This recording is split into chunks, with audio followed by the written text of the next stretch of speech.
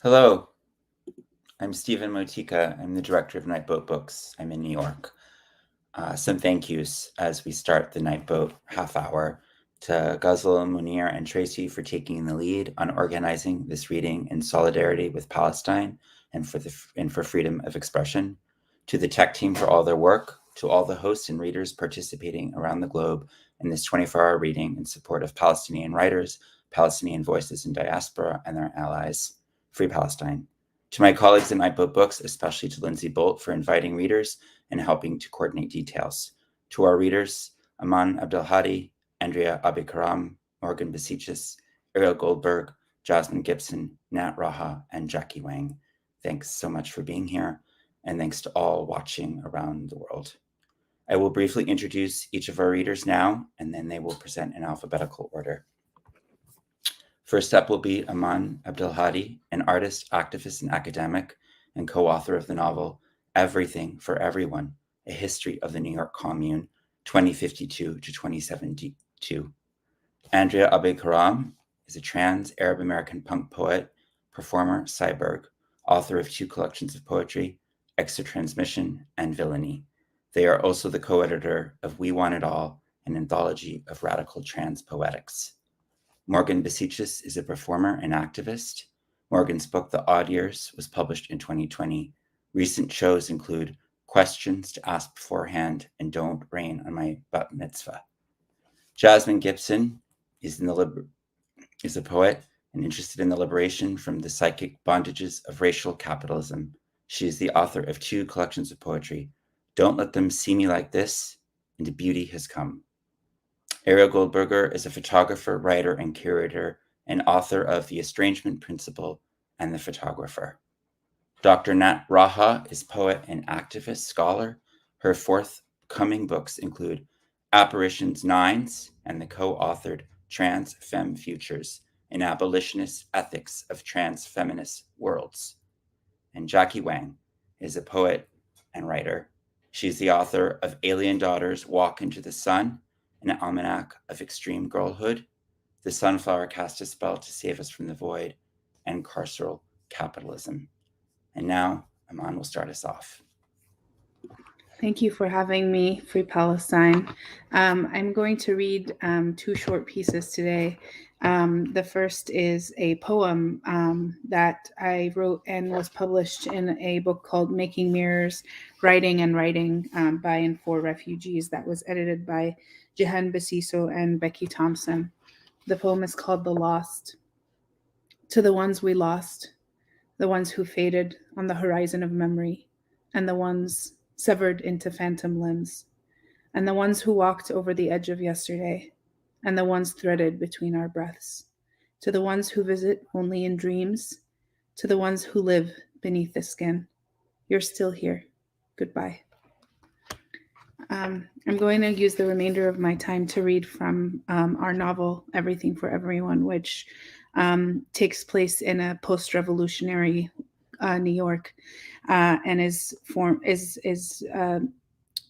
a series of fictional oral history interviews. So in this fictional interview, I'm talking to someone who lives in a liberated Palestine. I'm interviewing her in the year 2067 about her experiences. I ask her, "How'd you end up moving to Palestine?" Her name is Kaukab Hassan. She says, "I'd grown up hearing about Palestine through my grandparents and my parents, and it was in the air in Bay Ridge. Honestly, I'd been dreaming of Palestine my whole life. Sometimes I'd have to remind myself that I'd never actually been there, because it was just so present. It was always there. They wanted us to forget, you know. That was the whole plan. The Zionists, they thought the old will die and the young will forget. We made it our business never to forget. Every house in this area was like little Palestine. We took it with us everywhere we went, used any chance to remind ourselves and everyone else that we were an exiled people, that our land had been stolen. I can't believe they thought we'd do anything else. Anyway, where were we? I'd asked how you ended up in Palestine. Hassan says, "Oh yeah, when the uprising first began, I wanted to go. Gaza had been under siege for like 30 years or something, since way before I was born. No one in or out. People had water for a few hours a day, electricity at random times. It was a prison. And they'd bombed it every few years.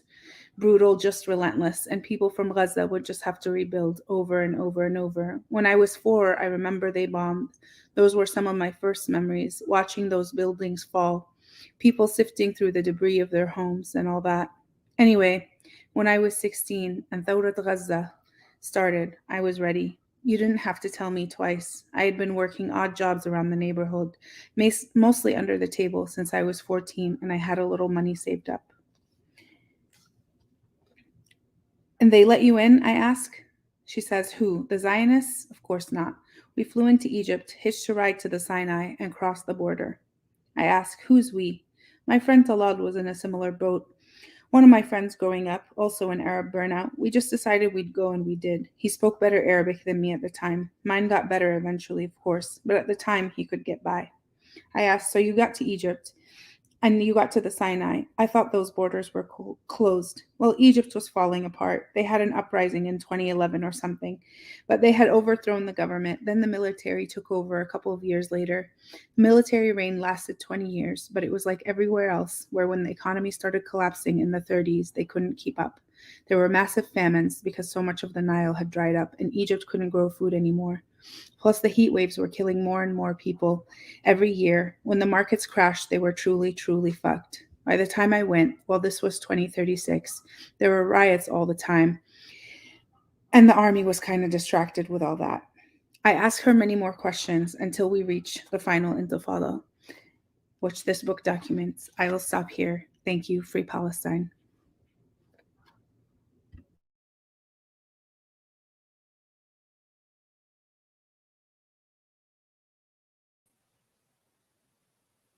Thanks, everyone. My name is Andrea Abi-Karam. I'm going to read 3 short poems.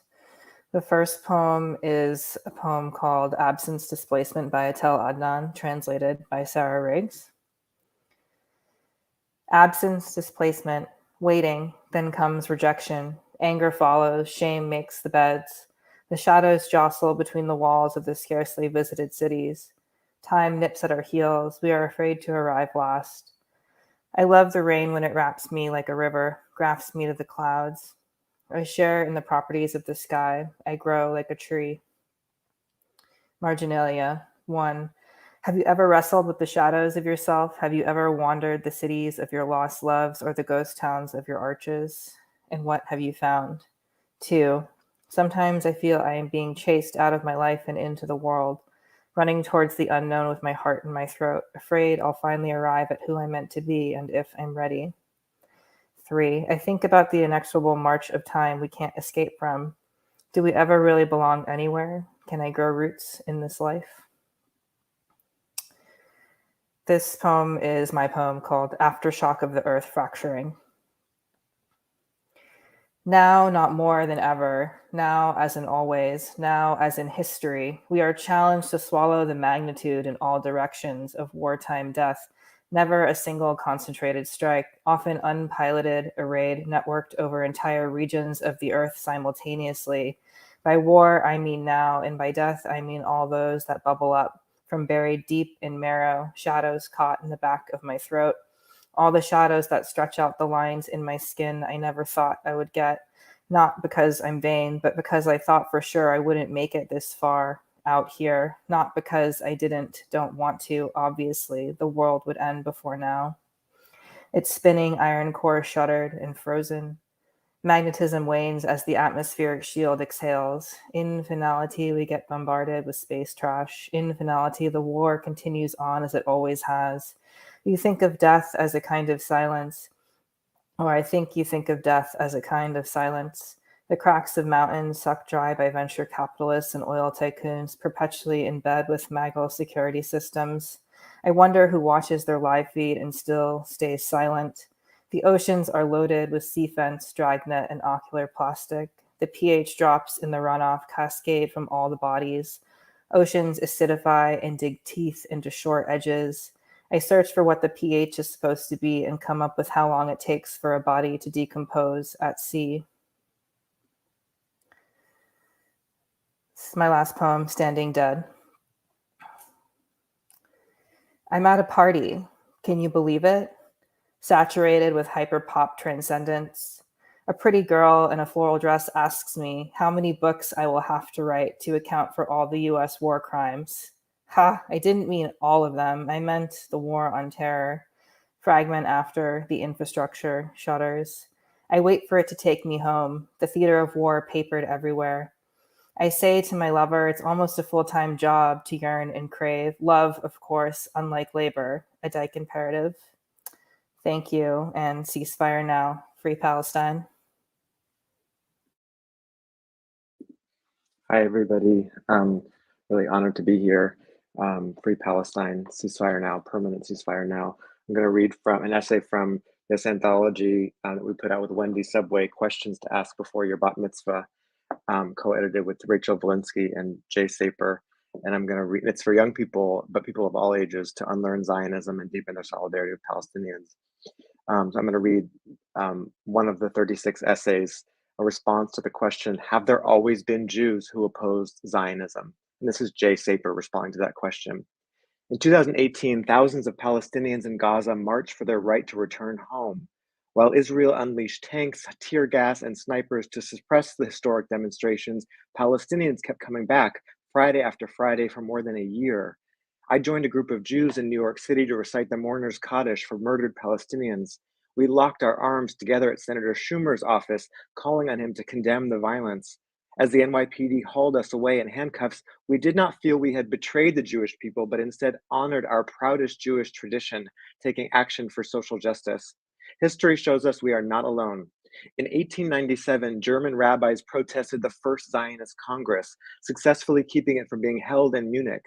Rabbis in the US issued resolutions opposing Zionism as well, affirming Judaism's commitment to, quote, peace, justice, and love. Socialist activists in Vilna founded the Bund that same year. The widely popular anti-Zionist group connected the struggles for the rights of Jews in diaspora and the struggle for justice for all. In 1917, Great Britain issued the Balfour Declaration supporting a national home for the Jewish people in Palestine. Edwin Montagu, the only Jewish member of the British cabinet, sharply pushed back. Balfour was a notorious anti-Semite who fought to keep the Jewish pogrom refugees out of Great Britain. Montagu understood the Balfour Declaration as an invitation for anti-Semitic leaders around the world to expel their Jewish populations. He denounced Zionism as a mischievous political creed. In 1922, Palestinian politician Jamal al-Husseini invited Mizrahi Jews to form a united front with Palestinians. Quote, to our Jewish compatriots who have understood the goals of the Zionist movement and the damage it will cause, we open our arms to them today and call, come to us, we are your friends. In 1945, Iraqi Jewish intellectuals founded the Anti-Zionist League. At the outbreak of the Nakba, Jewish intellectuals Hannah Arendt and Albert Einstein, both refugees from Nazi Germany, condemned the Zionist massacre of Palestinians in the village of Deir Yassin. In 1948, Joseph Abelais, regarding Palestinians as his siblings rather than as his enemies, became the first person to go on trial for refusing to join the Israeli military.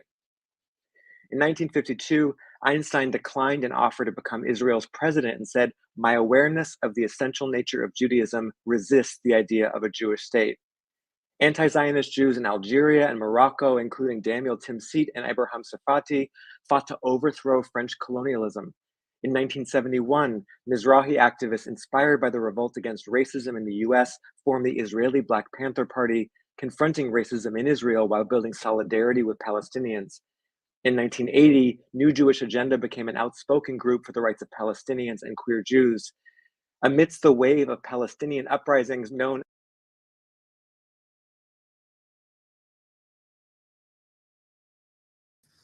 Morgan, we lost your audio. If you want to just go to the settings right on the bottom, you can reselect just the built-in microphone and speaker. It seems like that. Yeah, you're back. There you go. Apologies, everybody. Amidst the wave of Palestinian uprisings known as the First Intifada, Claire Kinberg, Arena Klepfish, and Grace Paley formed the Jewish Women's Committee to end the occupation of the West Bank and Gaza. Ella Shohat denounced Zionism's racism against Sephardi and Mizrahi Jews. In 1996, activists founded Jewish Voice for Peace, the largest Jewish organization in the world to support Palestinian freedom.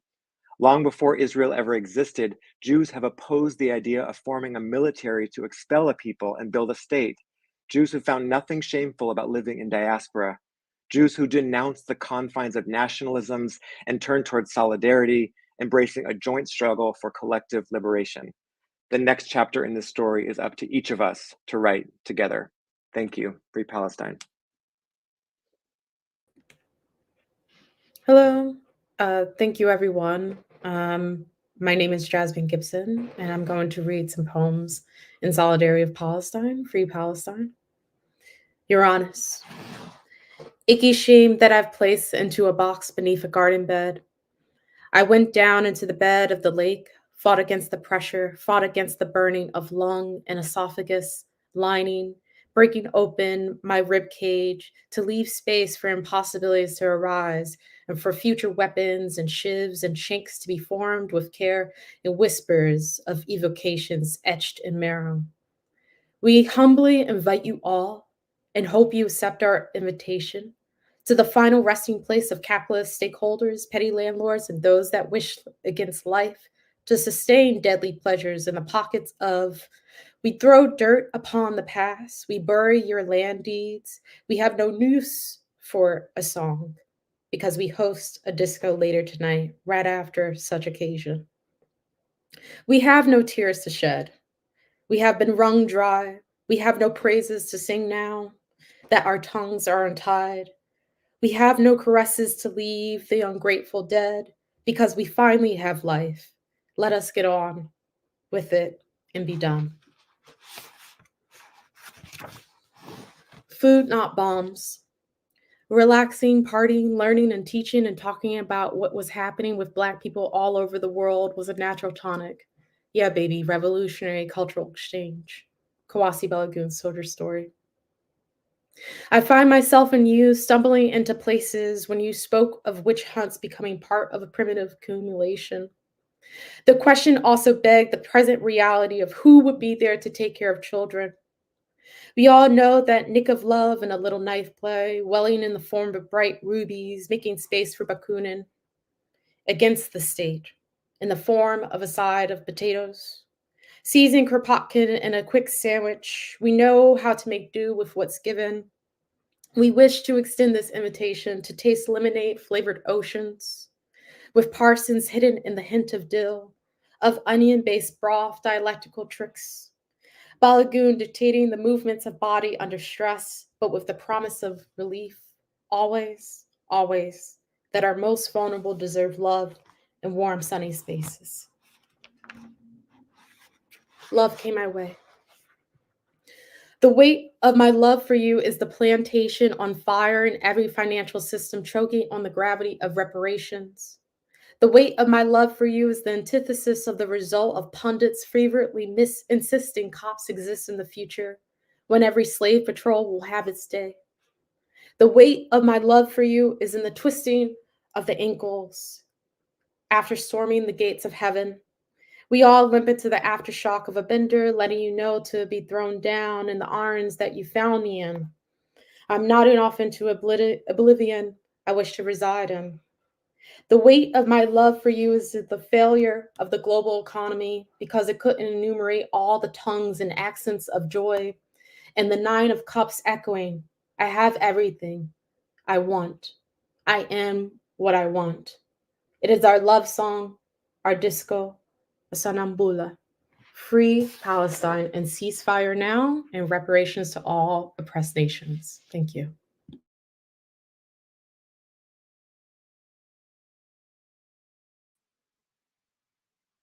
Hi, thank you so much for having me. My name is Arial Goldberg, and I'm going to be reading an excerpt from a text that I co-authored with the artist Yazan Khalili, and it's on eFlux, and it's called "We Stopped Taking Photos."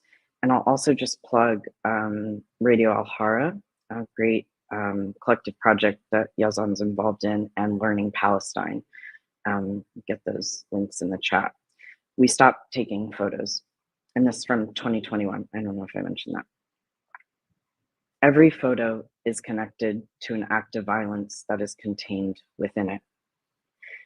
But what about those photos that circulate as acts of love, as impulses of affection? The photo that one takes of one's beloveds turns into a memory, projecting the photographer's imagination onto them, hoping that they stay as pictured forever, young and alive. Of course, people can also be seduced by the context of cuteness or joy found in a single image. But how does one disentangle the picture of a young child being a child or some other emblem of innocence from the violence of the war machine that has arrived by drone? The device that kills remotely is also the recording device. The cop who turns his body camera on still kills. But how can one photograph laws, these less visual forms of violence that remain the status quo? A photo hides more than it shows, which is merely the physical and reflective light of the world, bodies in a place, scars on a skin, a wall in a landscape, a person holding a book, fireworks at night, trees. We have seen all of that, we have photographed it. But what about the unphotographable violence that goes through the image without leaving a trace in it, the systematic violence that is normalized within life itself, the pain of the forest, the law that doesn't allow your child to get a birth certificate, the fear of being profiled, of not being allowed to travel, and the bureaucracy of everyday life? Is there an image without a purpose? An image that leaves no trace?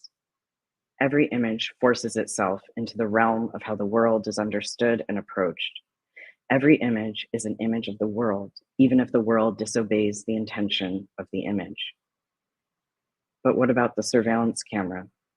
The one that waits for an event to happen so that it can create a document. We exist in both the world and its image. The latter provides the existence of the former. The camera that is ostensibly intended to prevent an event from happening is also the camera waiting for that event.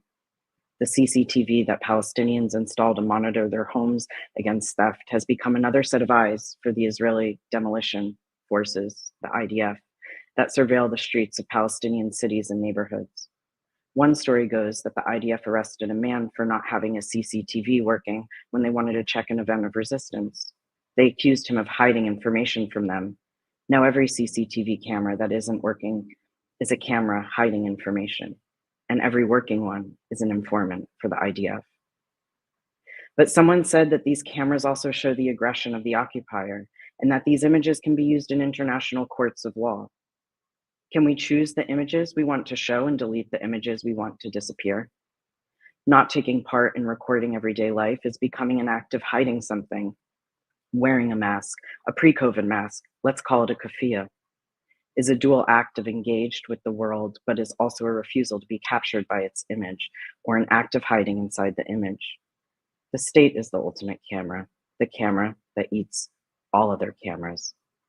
Has an image of oppression used in international courts of law done anything to stop the occupation? Thank you very much. Free Palestine.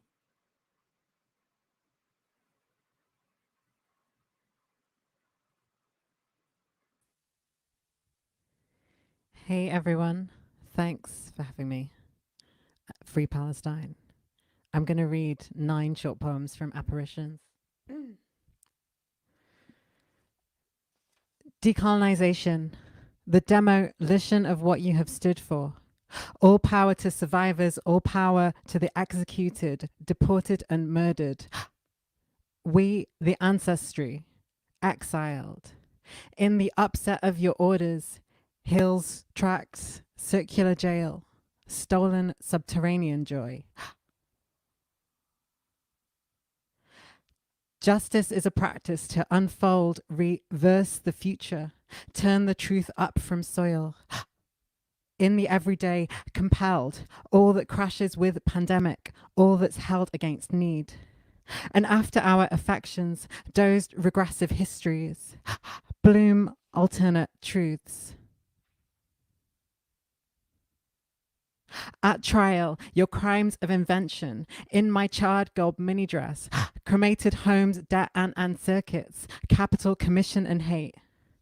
Dined on flour, divine salt and threads of your flags, aroused, our vulgar comedy, drives and erotics, silenced beliefs and rituals disintegrating. Now in your ruptured history, crystalline crushed worldview, dissolve etchings, erosions, your voyages and gunboats, rememory, our traumas in the street, a negative public enfleshed of compressed solar cycles, groundswell, rhythms,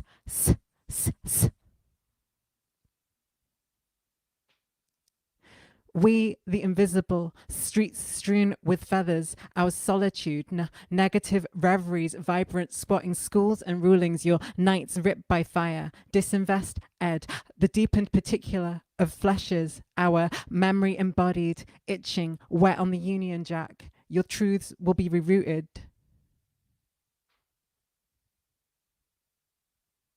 Before the world's tribunal. And if the crisis in your method of inhabiting the earth diminish future's scope, our refusal of your ways, orientation of hours and days, body, minds and souls, all empires have known how to save are their heads. And girl, who are you to abandon the beautiful, jettison ways of being, pursed on edge, on song, speed surf, ace, divine, tuned, luxurious, the earliest known sensations, adorned, silk woven, learning your rhythm from canvas, lubrication for your soul. Membranes deteriorate, toxicity, our fevers and constellations, trying to unstick garish riches, preach to scold all corners, patterns for thought, feeling, action, and whole blessings, pleasures, oxygen, and if fear, tears, look me in the eyes with love. O tragic national consensus, tearing continental flows, classify evidence, carbon date, pulled up medieval bones, and all inspirited life. We will exercise your explorer, rations from all land, ocean, all your orders and abstractions. The disappeared will live. Thanks.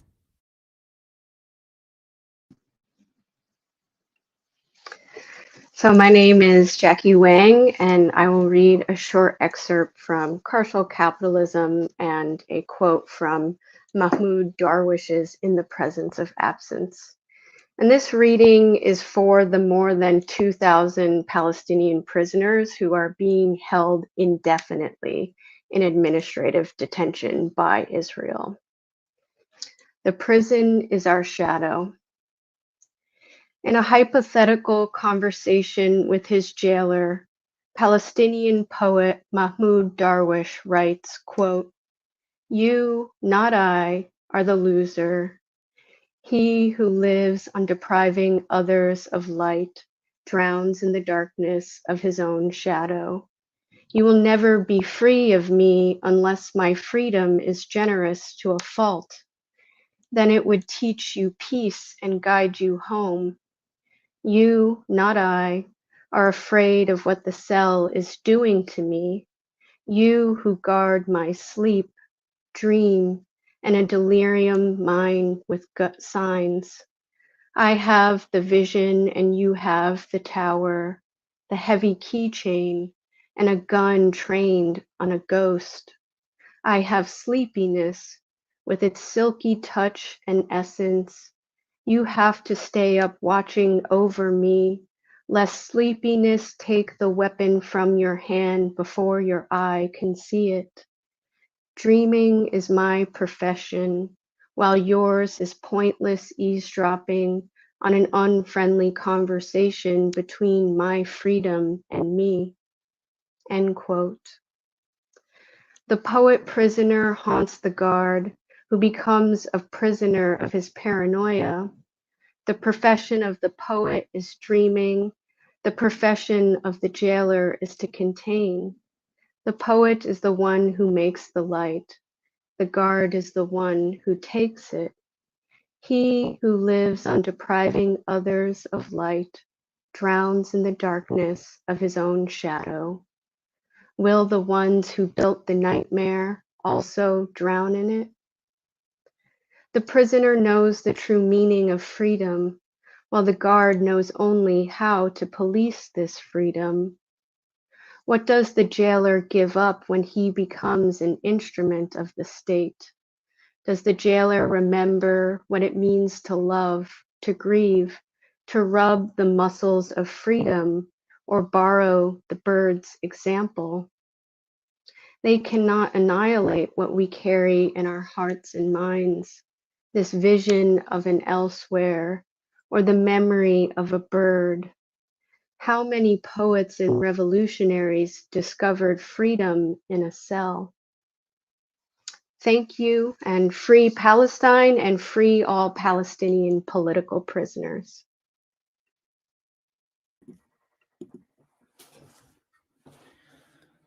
Thank you so much to our readers for sharing their work and the work of others. A thank you to Eman, Andrea, Morgan, Ariel, Jasmine, Nat, and Jackie. And now I'll turn it over to the next presenter of this wonderful 24-hour reading, Free Palestine.